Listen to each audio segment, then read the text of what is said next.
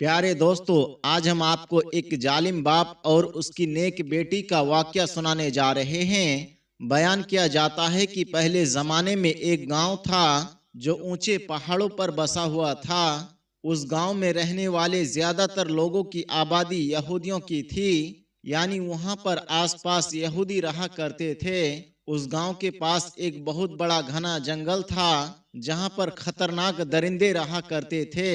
उस गांव में एक यहूदी लड़की अपने बाप के साथ रहा करती थी।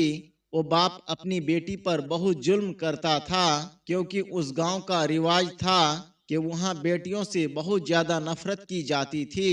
सबसे बड़ी बात ये थी कि उस लड़की की माँ नहीं थी। वो बेचारी घर के तमाम काम भी करती और खेतों की देखभाल भी किया करती थी। उसके पास बहुत सी बकरियां थी जिनको चराने के लिए वो पहाड़ों पर ले जाया करती थी। एक बार गर्मी बहुत ज्यादा थी, वो बकरियों के साथ पहाड़ पर गई। उसने बकरियों को चरने के लिए पहाड़ पर छोड़ दिया और खुद एक पेड़ के नीचे जाकर बैठ गई। इत्तेफाक से उसे नींद आ गई।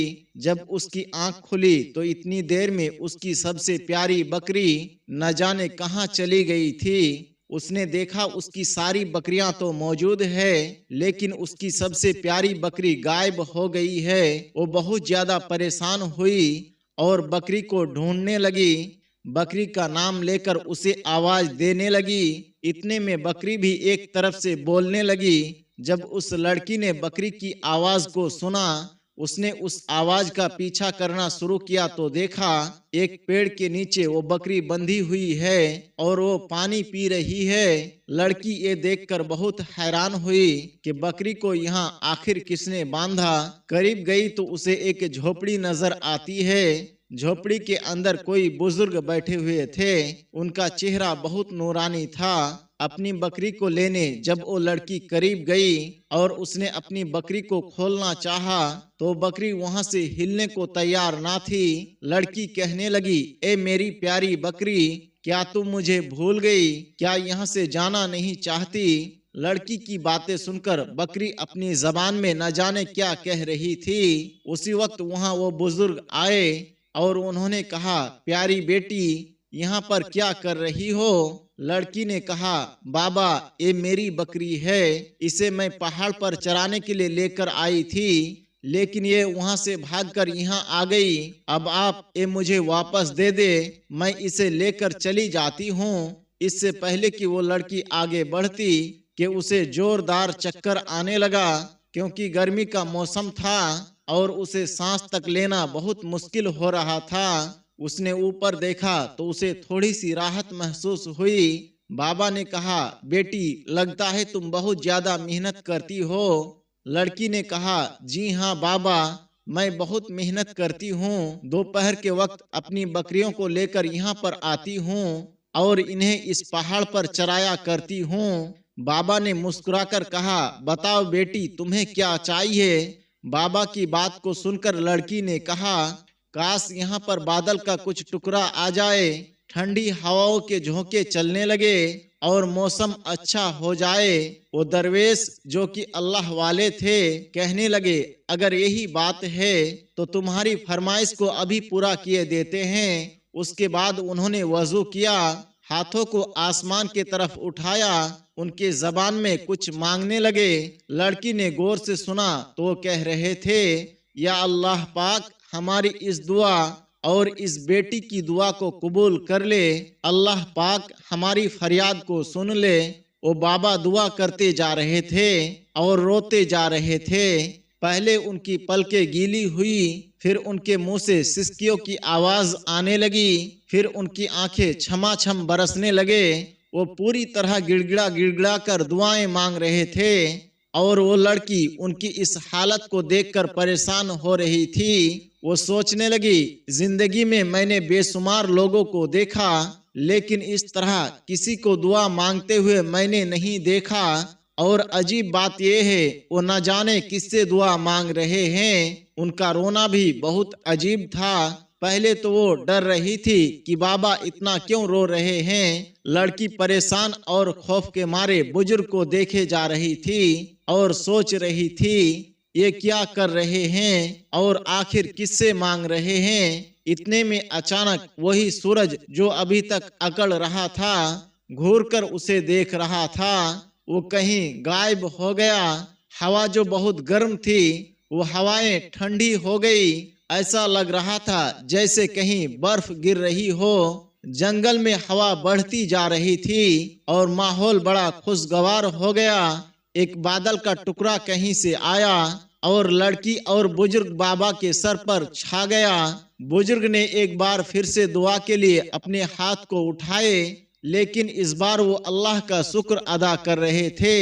दुआ और शुक्र अदा करने के बाद वो उठे और उस लड़की के तरफ मुंह करके वो बैठ गए। उनकी सफेद दाढ़ी आंसुओं से तर हो चुकी थी।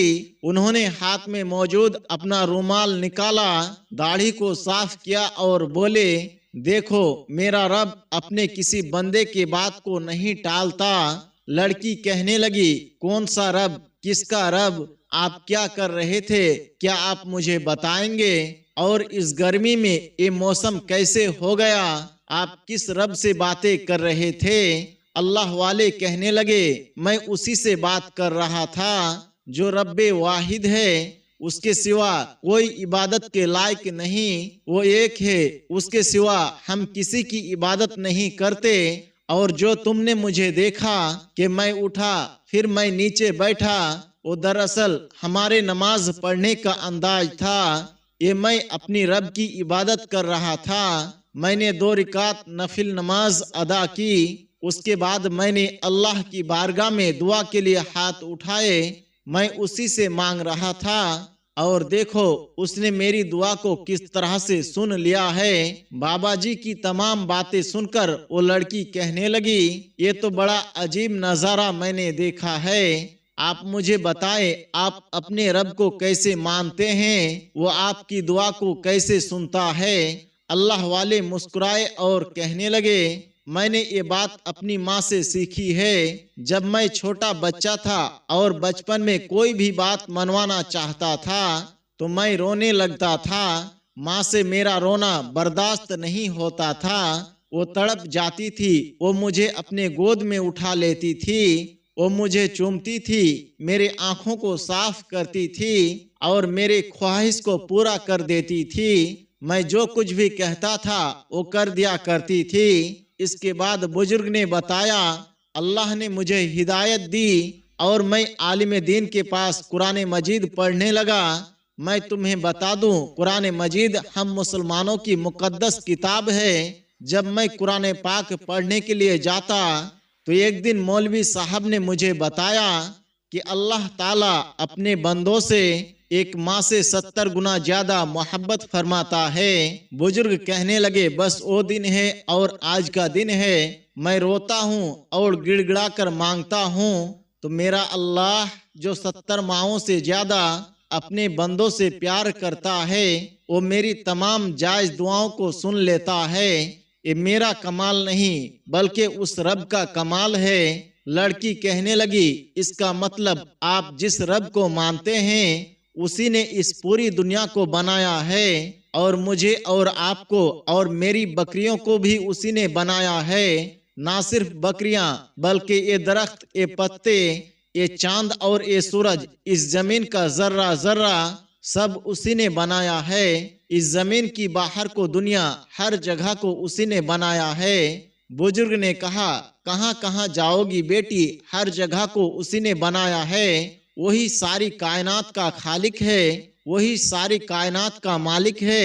लड़की कहने लगी, बाबा क्या आप मुझे कलमा पढ़ा सकते हैं? वही कलमा जिसे पढ़कर लोग मुसलमान होते हैं। बाबा ने कहा, आओ मिलकर मेरे साथ वजू करो। बाबा ने लड़की को वजू करने का तरीका बताया। लड़की ने अच्छी तरह से वजू किया, फिर उसने बाबा के पास आकर अच्छी तरह से कलमा पढ़ा और इस्लाम में दाखिल हो गई। बाबा ने उसे नमाज पढ़ने का तरीका भी बताया। वो बहुत ही खुश थी, जैसे उसने दुनिया की बहुत बड़ी दौलत पाली हो। लेकिन यहाँ पर तो खुशी मिली थी। घर पर उसका बाप एक बहुत बड़ा सा डंडा लेकर उसका इंतजार कर रहा था। लड़की ने अपनी तमाम बकरियों को जमा किया, और घर के तरफ चल पड़ी। बाप ने अपनी बेटी को देखा तो पूछा, कहाँ से आ रही हो? लड़की बोली, बाबा, दरअसल एक बकरी जंगल में दूर निकल गई थी, मैं उसे तलाश कर रही थी। बाप लड़की के करीब आया और जोर जोर से उसको मारने लगा। उस मोटे से डंडे से जब उसको मार लगती तो तड़प जाती। उसका बाप उसे और ज्यादा मारता। वो जालिम उसको मारता जा रहा था, यहाँ तक कि लड़की बेहोश होकर जमीन पर गिर गई। उसका जालिम बाप वहां से चला गया। जब लड़की को होश आया तो उसके जिस्म में इतनी भी ताकत नहीं थी कि वो खुद से खड़ी हो पाती। फिर अचानक उसके जहन में वही बाबा आए।